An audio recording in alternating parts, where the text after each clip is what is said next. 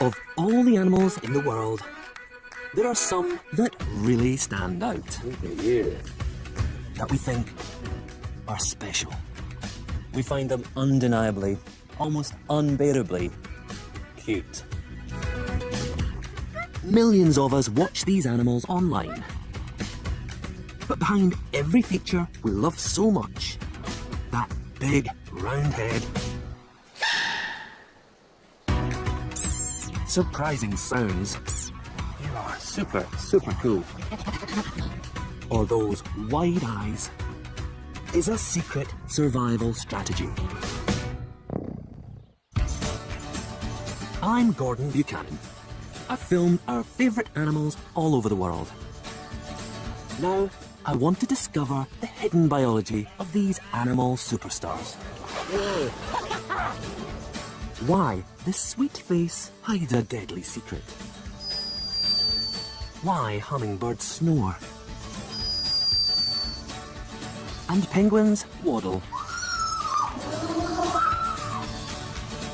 Behind every appealing animal is an incredible story. And I'm going to reveal their secrets.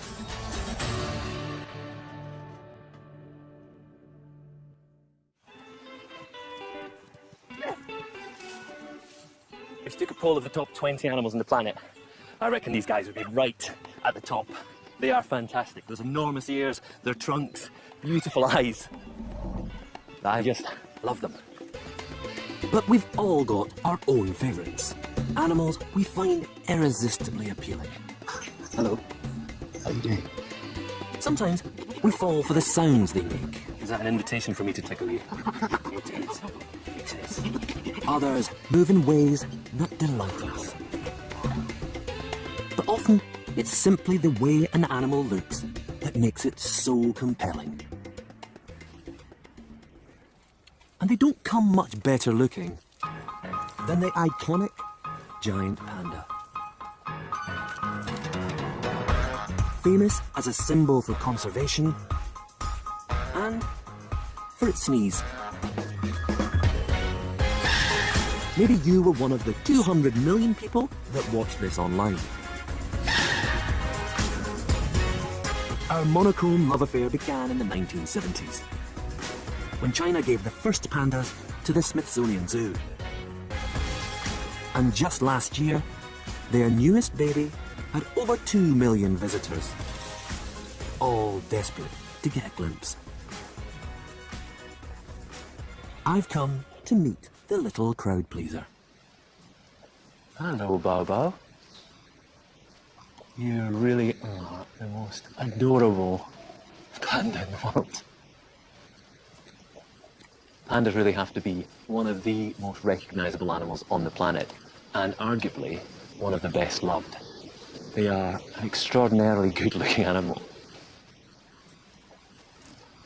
Now, pandas aren't the biggest of bears. If you want overall size, you have to look at brown bears or polar bears. But look at the size of that head. It is much bigger, much rounder than that of any other bear. And it's that beautiful big face that really stops them looking like a predator. Makes them look less threatening. And when you look into the face of a panda, you don't feel any threat at all.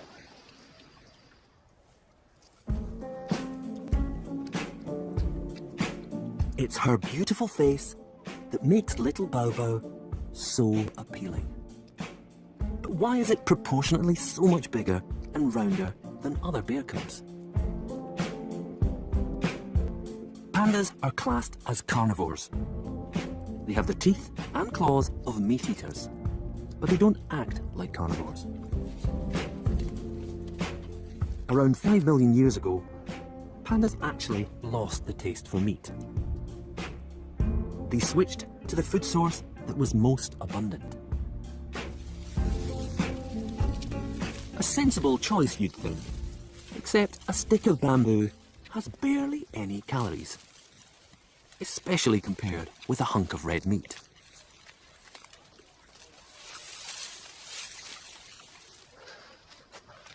So the panda is a carnivore that has gone vegetarian, and it has chosen one of the toughest food sources around. This stuff, bamboo. They don't just eat these nice leaves, which, to me, pretty unappetizing. They will grind and pulverize even the thickest stems. Oh my goodness.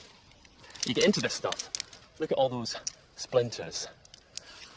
A bear like the highly carnivorous polar bear can survive for days and days on a single kill, but for a panda to get enough calories to survive just eating this, they have to eat for, wait for this, 16 hours a day. Breakfast, lunch and dinner is bamboo.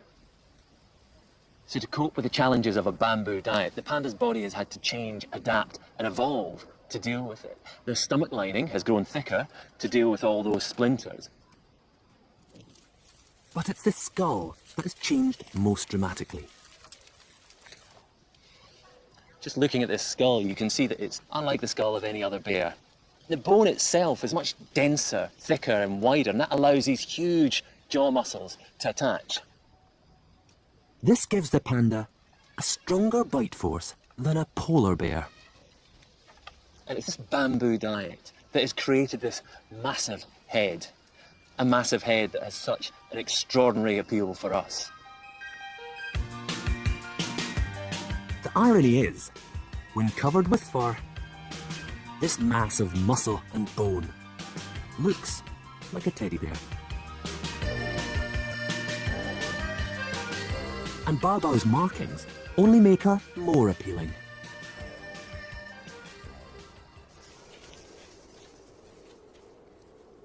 In the wild, the eye-catching black and white actually breaks up the panda's silhouette in the snowy forest and makes the eyes look bigger, more threatening to rivals and predators. But the illusion has the complete opposite effect on us. So why have we fallen for these oversized features? Well, bizarrely, it's all down to our own biology. Big eyes trigger exactly the same emotional response in us as when we see the panda's oversized head. And that's really because of the way that we respond when we see our own babies. We're all born with these big heads and big eyes. And when we see those features, our nurturing, caring instincts spring into action. At the sight of Bao Bao's big, baby-like head, blood rushes to our midbrain, part of the brain's pleasure center. A flood of dopamine is released, one of the hormones produced when we fall in love. This chemical reaction creates emotions. It's what makes us go all gooey. Psychologists call it the cute response, and the cute response is so powerful, primitive and deep-rooted that it can be triggered when we see those features in other species, in animals. Our love of the panda is down to our evolutionary hardwiring. We just can't help it.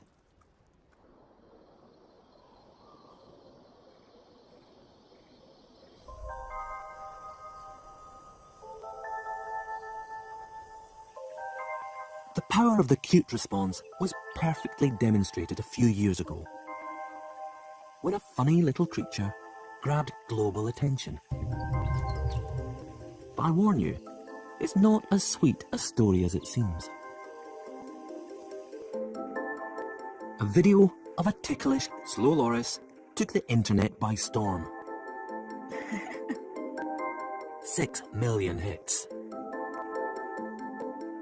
We couldn't get enough of this wide-eyed little gremlin. For loris expert Anna Nikaris, the overnight celebrity came as a bit of a shock. Slow lorises are very rare in the wild, and so until about 10 years ago, hardly anyone had heard of a slow loris, and then they became one of the most popular animals on the internet. For many people, a slow loris is a quintessentially cute animal. Its head is like a little round ball on top of a round body, and it's just got a really sweet, innocent, cute face. But like the panda, it's the loris's biggest feature that makes it so appealing. Its huge eyes. They send our cute response into overdrive.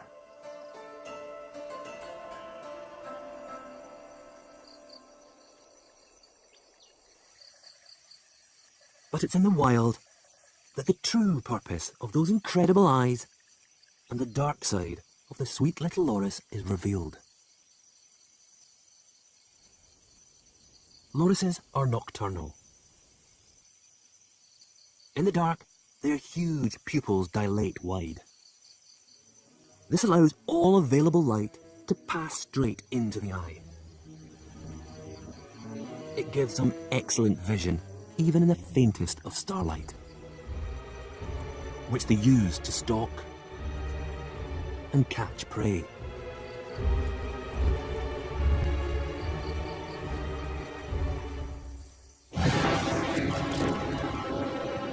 They may look really cute, but when they grab their prey, they're very vicious, and the first thing they do is shred its head off, and very proudly they lick it like a little lollipop and eat the entire thing, all the wings, all the bones.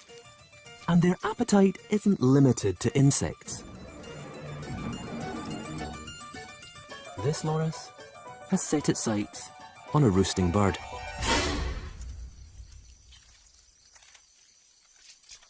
If that isn't enough to put you off your dinner, they have an even more unsavoury skill. What strikes one most if you see a slow loris is that they have a long back with a dark stripe. And when they climb, they move like a snake. Their spine moves in an S shape. And if you try to catch one, they hiss at you just like a snake. They raise their arms above their head and they form a hood above their head like a cobra. Because the internet cutie is the world's only venomous primate. Lorises secrete an oil from their elbow, which, when mixed with their saliva, creates a deadly cocktail. We know people who've lost half a limb, who've lost fingers, people who've nearly died, and people who have died from their bite. So it's an animal you don't want to mess with, despite the fact it looks so appealing. So probably best not to tickle one then. In the case of the slow loris, our instinctive cute response is actually misleading us. We see those big eyes, we imagine the loris is completely harmless, we want to care for it, we even want to own one as a pet. And clearly, as the world's only venomous primate, it's not the best animal to have around the house. It's illegal to buy lorises, but the demand is so high caused by these videos that lorises have become extinct in many of their jungle habitats. It's a cautionary tale that cute can be a curse.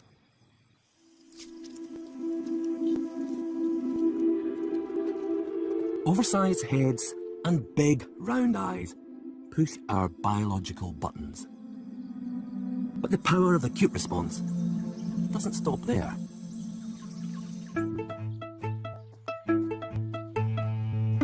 I'm on my way to meet another animal favourite that proves that almost any feature can be a trigger, as long as it's big enough.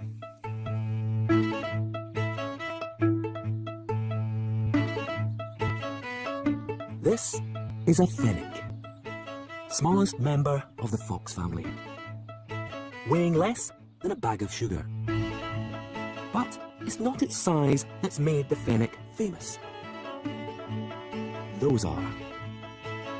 This little guy has the largest ear-to-body ratio of any carnivore.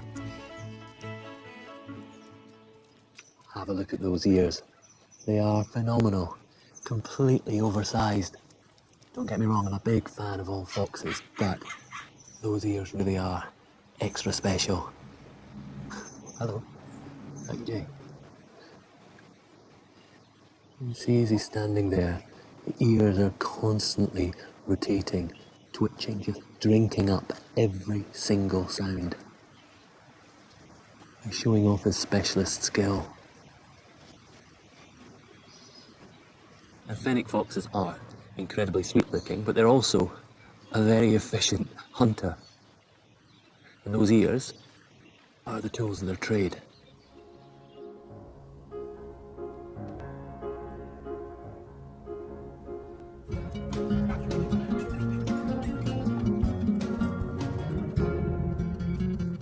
Fennec foxes live out in the shifting sands of the Sahara. In miles of open desert, finding anything to eat can be difficult. A game of hide and seek. But fennecs have two unfair advantages.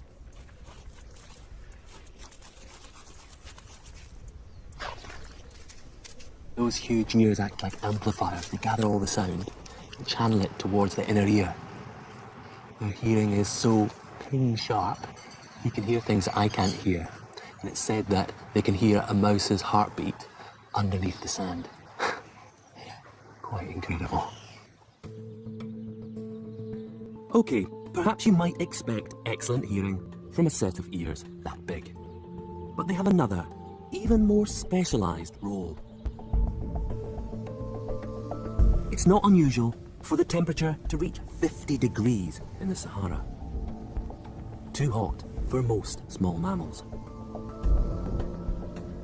But the fennec fox is different, aren't you? You can actually see when I hold him against the light, you can see the blood vessels through his ear. The skin is so thin that the heat from the blood is lost into the air. And this cooling of the blood, it allows him to keep his core temperature at a safe level. It's what keeps him alive. So in fact, each ear is a radiator, which is a critical survival tool for this fantastic desert-dwelling animal.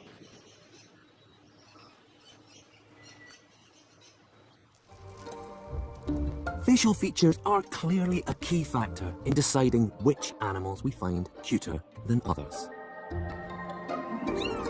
But there's one last physical attribute that tops them all.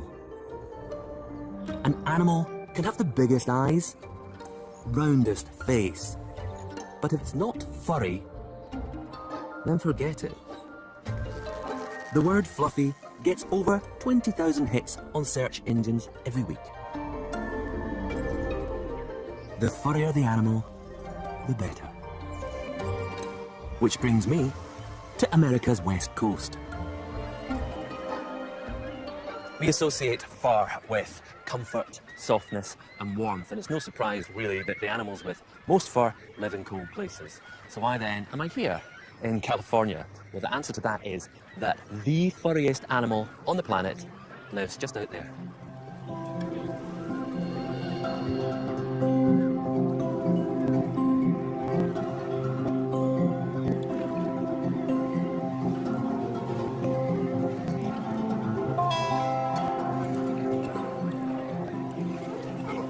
Whoa! Okay, there we go. Just in front of me, I can see the faces of what I'm after. Sea otters. They have to be the most charming animal on the water. I mean, just look at them. That lovely round face, long whiskers. That one's looking a bit slick with all the water. So there's another one that's fluffing itself up a bit. I've got round about 5 million hairs on my body. A sea otter has up to 800 million hairs on its body. That's round about 1 million hairs per every square inch. That is an astonishing amount of hair, and that's what makes sea otters the furriest animal on the planet.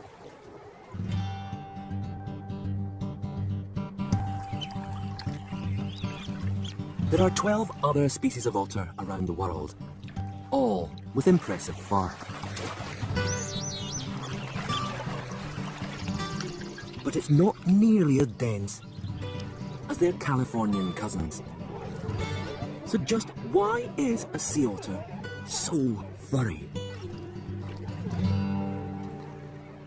Sea otters spend 95% of their lives in the water. The ambient temperature is really quite warm, but the water itself is quite chilly, maybe around about 10 degrees. If I fell in there, I probably wouldn't last that long. Other sea creatures like sea lions, walruses, they've got blubber. It's this thermal layer that protects their bodies. Sea otters don't have the luxury of blubber, but what they do have is fur. Lots and lots of fur. What we see are the long, tough guard hairs. They provide a barrier, but aren't completely waterproof. Below is the otter's secret weapon. A dense, soft underfur. By rolling, rubbing and fluffing, they push and trap air in between their fur fibres, which stops cold water ever reaching their skin. But a sea otter's coat is more than just a dry suit. It plays another fundamental role in their survival out at sea. Sea otters are the most recently evolved marine mammal, and so they're not as fast as seals and sea lions in terms of their ability to catch, swimming fish. Here in California, they eat somewhere between 60 and 65 different species of prey items, typically crab, sea urchin, clam, mussel. One of the adaptations that sea otters have for eating these hard-shelled prey items is that they're tool users. In some cases, it's as simple as picking a rock up off the bottom of the ocean and cracking clams or mussels. But in other situations, it can be much more complex. We've seen otters that use things like bottles as either a hammer or an anvil. They might bang hard-shelled items against docks or boats. Clever stuff. But what's truly ingenious is how the fur comes into play. Using a tool in the middle of the ocean would be almost impossible. But all that trapped air makes the otter buoyant. And its stomach, a floating work surface, from which they can consume up to 25% of their body weight in one day. So keeping this fantastically useful fur in tip-top condition is crucial. This pup will rely on mum to keep it warm, dry and afloat until it learns to groom for itself. But sometimes babies are orphaned or abandoned. And Carl and his team are called in. At the Monterey Aquarium Sea Otter Program, Carl takes in pups as young as a day old. When we get a stranded pup, all we're trying to do is basically rehydrate the pups, start them on a bottle feeding formula. I should probably explain Carl's get-up. It isn't safety gear. This pup is about as dangerous as he looks. The mask stops the pup thinking Carl is his mother. If he's going to make it in the wild, then it's best he doesn't get too attached. To mimic the care that a pup would get from mum, Carl and his team run an otter salon. We start out with big, broad towels to essentially absorb most of the water. And once the fur is sufficiently dry, we'll start incorporating brushes. The brushes then allow us to separate the fur and get the airflow down into the underfur. It might take 10 or 15 minutes at a time. That would be one grooming session. And we're doing this continuously throughout a 24-hour period with the pups. It's a tough job, Carl, but someone's got to do it. Their fur is so dense that they essentially float like little corks at the surface of the water, and the water itself is not actually contacting the skin.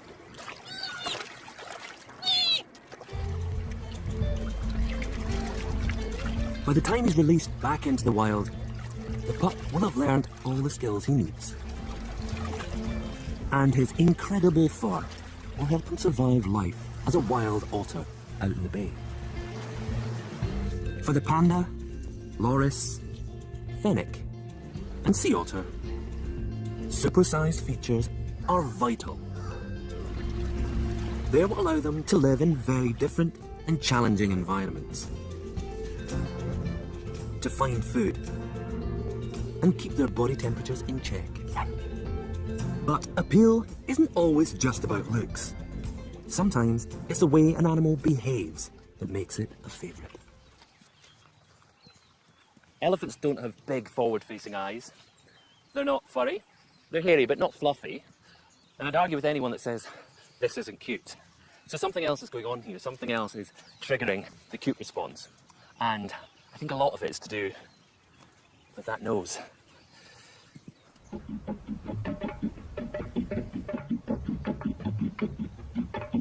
Like any newborn, the first few months of an elephant's life are a steep learning curve. Walking is tricky enough. But the extra appendage is even harder to get the hang of. Elephants are born with short, stubby trunks, but they elongate rapidly over the first few weeks. Mastering the movement can be a minefield.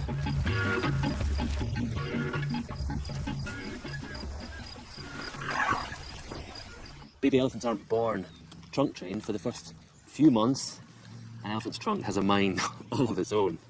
And to watch a baby elephant learn to use its trunk has to be one of the most endearing things in nature.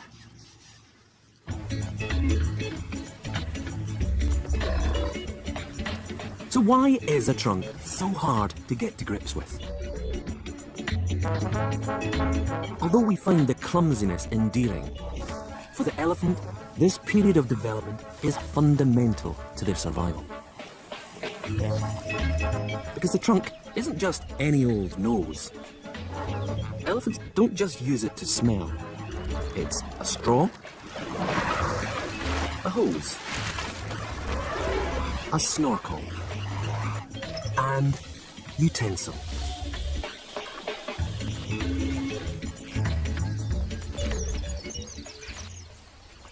While almost every other limb in the animal kingdom uses muscle and bone together to create fine movement, an elephant's trunk is different. It has no bones. Instead, muscles alone have to stretch, contract, work with and against each other. It's called a muscular hydrostat. Your tongue is another example.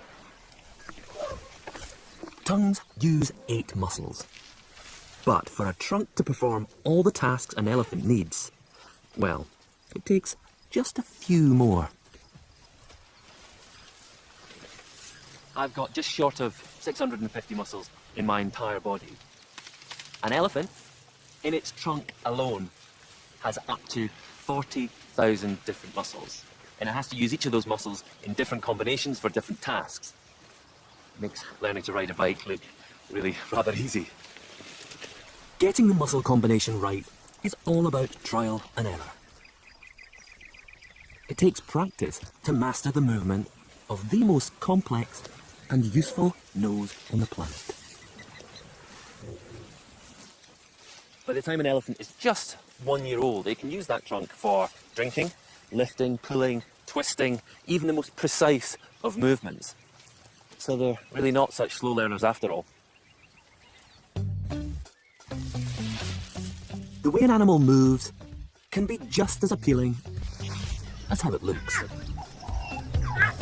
Our emotional response is amplified when it's a young animal learning how to get this movement just right.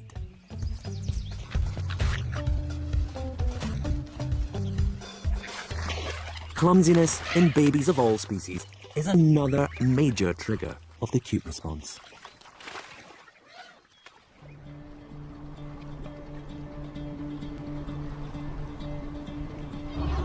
Which probably explains why we love penguins. That wonderful waddle from side to side makes a penguin look just like a toddling baby. But unlike our early teetering, a waddle isn't part of a learning process. It isn't refined or finessed. A chick remains Chaplin-esque through to adulthood.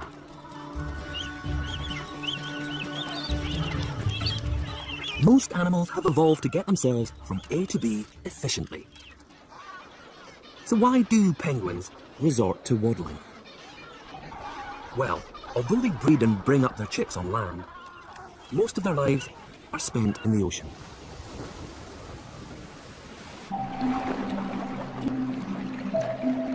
Underwater, they are transformed. Penguins are highly adapted to live in the water. They have that torpedo-like shape that means they can swim very fast, and they actually really fly underwater. Their chest muscles are very large to drive their wings. Their legs are very short, sort of tucked away at the back. They act as rudders. They can reach bursts of 25 miles an hour, which compared to, say, an Olympic swimmer, it's about 6 maximum speed, so they're very agile. Emperor penguins, the largest penguins, can hold their breath for over half an hour and can reach depths of half a kilometre. So they're very accomplished divers and very accomplished swimmers. Underwater, a penguin is a torpedo in a tuxedo. But on land, these fantastic adaptations prove, well, to be a bit of a problem. Short legs and big feet don't help cover distance. The waddle was written off as an evolutionary handicap.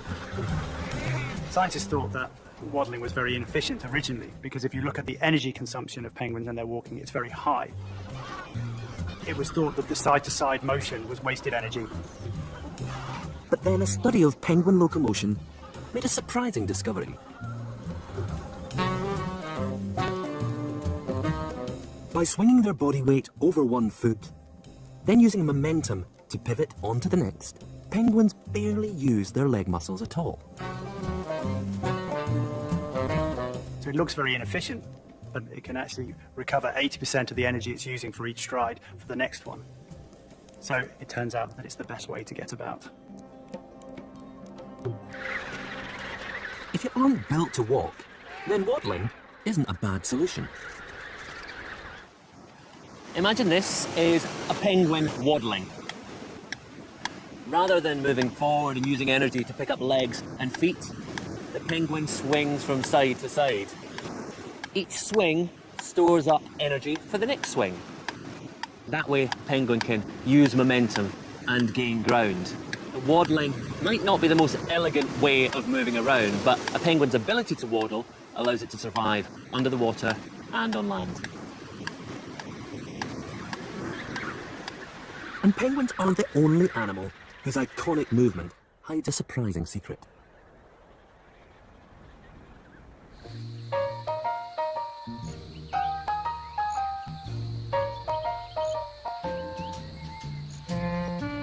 Although summer days in the outback can soar past 50 degrees, you'll never see a hot and bothered looking koala. Scientists have recently discovered that koala's iconic tree cuddling holds the key to survival in the baking heat. While the air temperature sizzles, the bark of a tree can be up to 9 degrees cooler. By pressing the thinner fur of their bellies against the bark, a koala can lose some excess heat and keep its core temperature in check.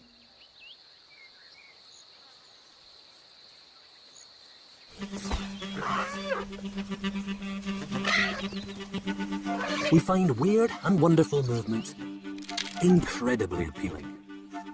But for the animals, they're perfect adaptations to get them around a problem. A dexterous trunk, a comic waddle, or a cuddle is key to success. But it's not just visual clues that trigger our acute response. Sounds can be just as powerful. This is Eli. He's a 5-year-old chimpanzee. And it is incredibly easy to see why our species has such a strong affinity for his species. I mean, look, we could be brothers. Well, brothers from another mother.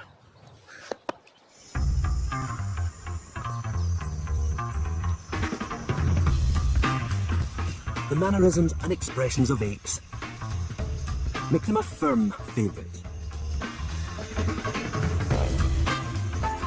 We are so alike. And there's one particular behaviour, a sound that we share, that's recently piqued expert interest.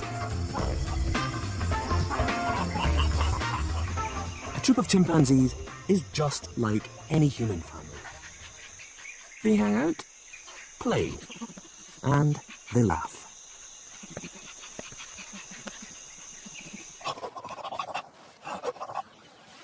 Eli is still a child, and like any child, he shows his enjoyment and his personality through laughter.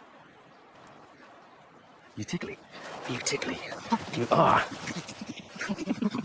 If you get the right spot, he really, really enjoys it. Look at you. Look at that face. That's good. I've got you. See? It's really infectious. You see Eli laughing and it makes you want to laugh.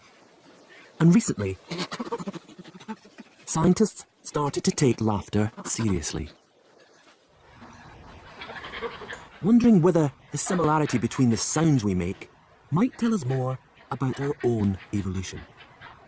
We were interested whether we share emotion behaviors with apes. And there were some very interesting cues that indicated that laughter may have deep biological roots. In the name of science, Marina started tickling. She collected footage from chimps, orangutans, and gorillas.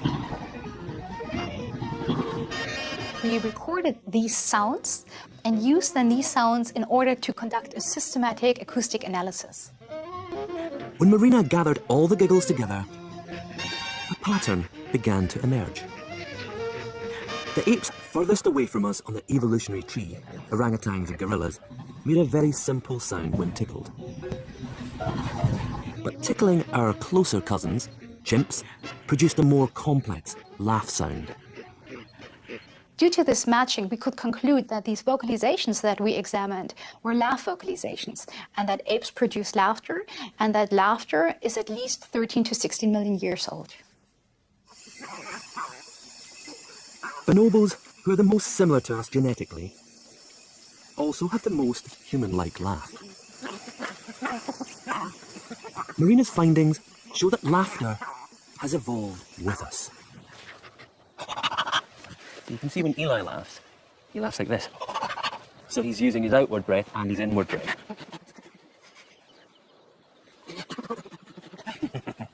You see what's happening? When I laugh, it's on the outward breath.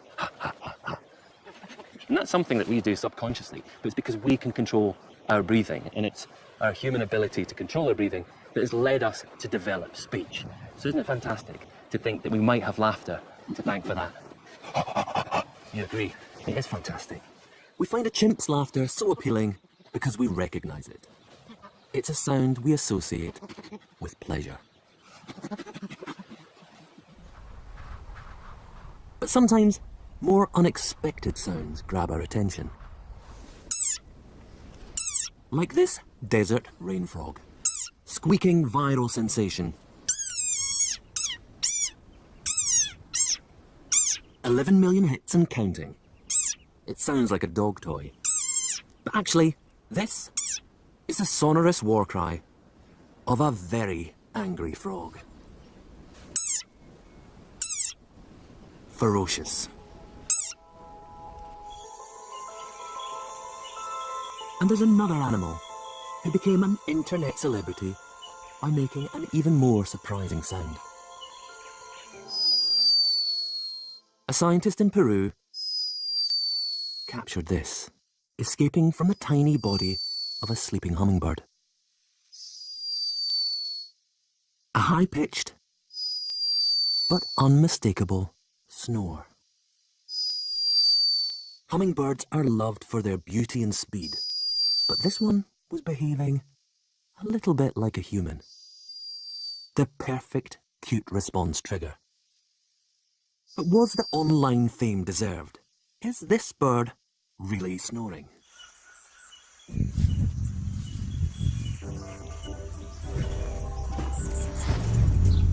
Even before the snore, hummingbirds fascinated scientists. From the day I first laid eyes on them, they appeal to me because they are just such unique creatures. They are the only true species of bird that actually can hover for sustained amounts of time. The smallest species will flap their wings about 60 times a second.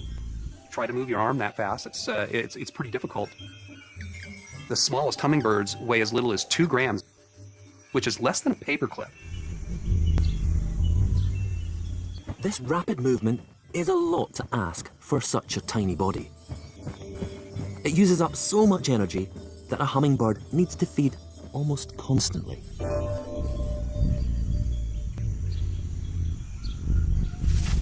A sugar-rich hit of nectar every 15 minutes. During the day, regularly sipping nectar gives a hummingbird enough energy to survive. But they can't do this for a full 24 hours. They need rest.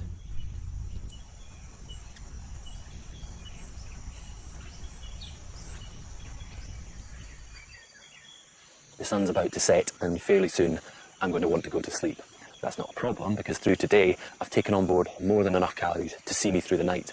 But a hummingbird has to feed every 30 minutes or so, even when it's not flying. To sleep through the night without feeding could be incredibly dangerous. So the hummingbird is left with one drastic option, and that is to shut down entirely. Their heart rate drops from 1,000 beats a minute to just 50. Their breathing becomes almost non-existent, using just enough energy to stay alive. It's called torpor, and scientists like Dawn are only now beginning to understand it. Most of what we know about torpor has been learned in the laboratory. We take a hummingbird and we will put it in what we call a metabolism chamber. We measure the oxygen content of the air. If their oxygen consumption gets really, really low so that it's even difficult to measure, then we know that the bird is in torpor. The internet footage is actually from an experiment very similar to Dawn's. The hummingbird has spent the night in torpor to save energy. But that doesn't explain the snoring. Sleep and torpor are very different. When we go to sleep, our lungs are still working, our hearts are still beating away, and we can wake up really quite quickly. But for a hummingbird to come round from torpor, it has to kickstart its entire body. It has to get its breathing and its heart rate back up to speed. Which is exactly what this hummingbird's doing. The sound is actually a byproduct of them gasping for oxygen, much like air rushing across, say, vocal cords would. Coming to with a snore of sorts. The very sweet side effect of a fascinating survival strategy.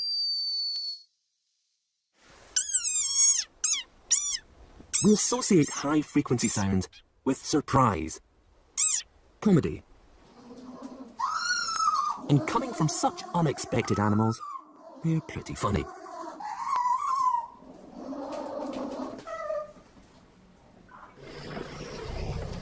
But lower frequencies are proven to be soothing, calming, opposite but equally powerful effects. And it's this soothing quality that has brought us closer to one species than any other. This is an animal that we have an especially close relationship with.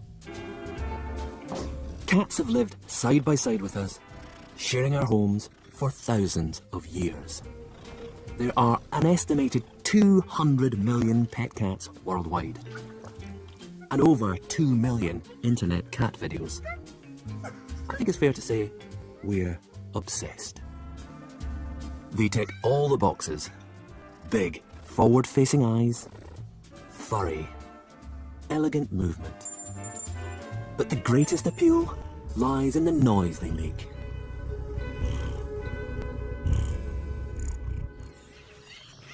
I'm not much of a pet cat person. Sahara here is much more my kind of feline. She is an 8-year-old cheetah, and she is absolutely beautiful. But she's also a very powerful predator.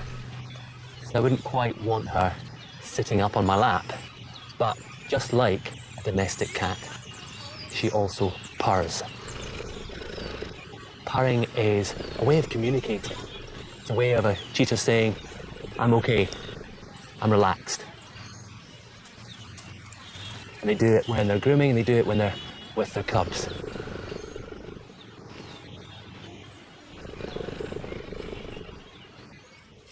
Many cat species purr. Cheetah to moggy.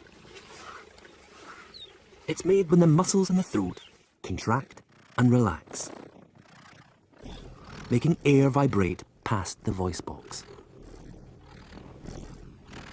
A purring cat is a happy cat, but they'll also purr when injured or unwell. And this is where it gets interesting, because purring uses energy. And why would a poorly cat waste precious resources? Her purr really is incredible. You can't just hear it, you can actually feel it thrumming and vibrating through her whole body. And new research has suggested that purring might have some hidden health benefits. The frequency of the purr is very similar to the sound waves that doctors use to help repair muscle and bone. So, while she's resting, she could very well be giving her body a once-over. It's restoration.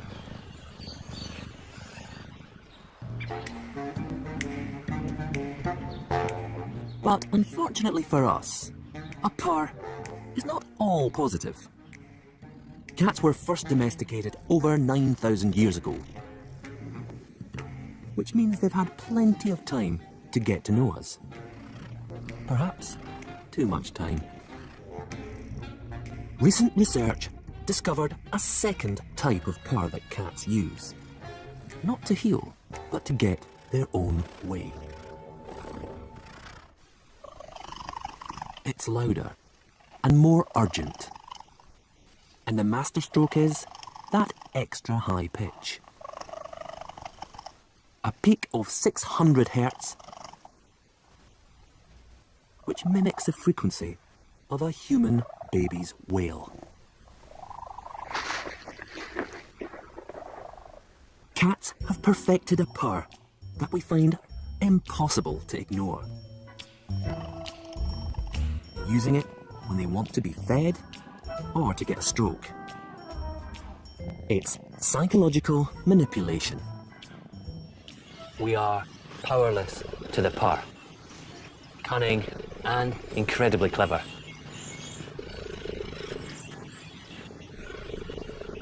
Whether it's a soothing purr, a massive head, or a sweet little snore, the reasons we love certain animals are as diverse and different as the animals themselves.